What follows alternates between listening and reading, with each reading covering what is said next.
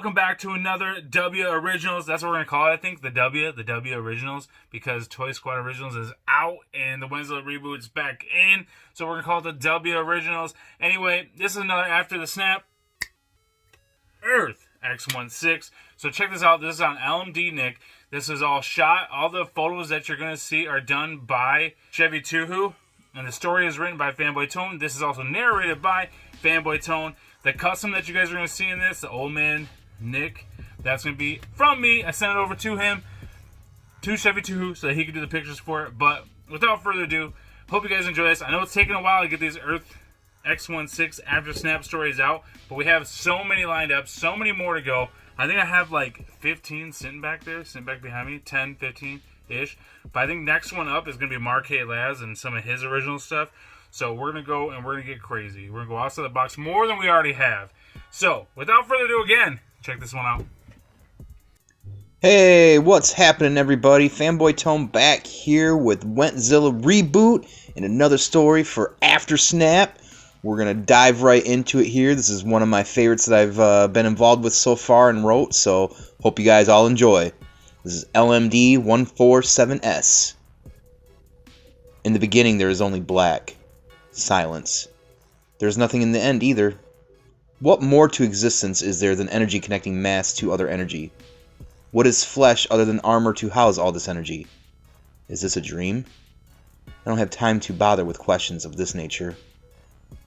Test 0176, whispers the man, hovering over the table, as he uses pliers to connect wires. A small zap catches him off guard and a small cloud of smoke puffs past his head. But he is so focused he doesn't pay any attention. I'm sure this was the issue. The computer scans detected a circuit overload in node 479, he said to himself. The man is hunched over what appears to be a body on the table, partly covered up by a weathered tarp. There's a huge computer sitting next by with large cables connecting to the table and the body. He walks over to the PC, enters in a few commands, and hits enter. A hum starts thumping, similar to like a fan starting up. Even in the void of space, mass makes the slightest gravitational twitches on other bodies of mass, down to the smallest of atoms. So it can be compared to waking up from a deep sleep. That was a long nap, he thinks to himself. How long have I been out? He said out loud as he sits up on the table. Immediately his heart starts to race as he looks to the man standing near him but staring back at himself. Who are you? The body shouts at the man in front of the large screen. He quickly observes the vital signs and other numbers racing on the monitor. Who sent you? Are you a Skrull? He asks as he attempts to look for a makeshift weapon for the impending battle with himself. The man at the computer, stoic, taps a button on his keyboard, stares back at the body on the table.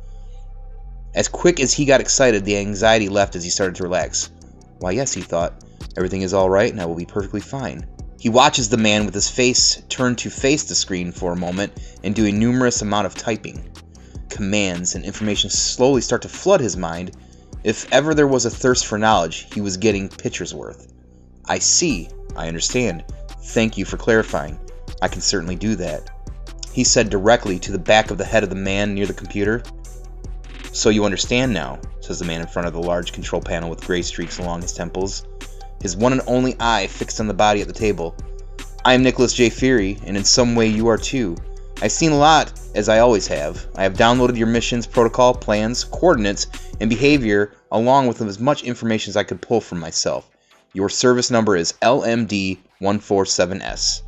When you meet up with the rest, they will see the face of Nick Fury, so allow them to call you that, and in whatever capacity makes them comfortable. I understand, says LMD Nick, then asks, how long before the invasion takes place? By my predictions, within the next 12 hours, so we must move with haste, as he starts to unhook the cables from the Android copy. Try to stand and let the gyro motors along with the gravity do its job. The first step is always the hardest, but again, time is of the essence, so we cannot stall for too long.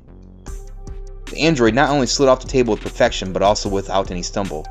To Nick's surprise, he then took the small paces to stand in front of him and say, what is next on the docket? Follow me, Nick said as he heads towards a small locker area in the side room of the lab.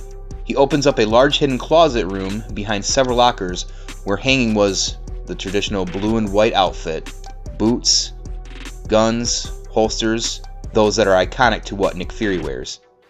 Get dressed and meet me in the hangar. LMD 147S finished Nick's sentence before he could.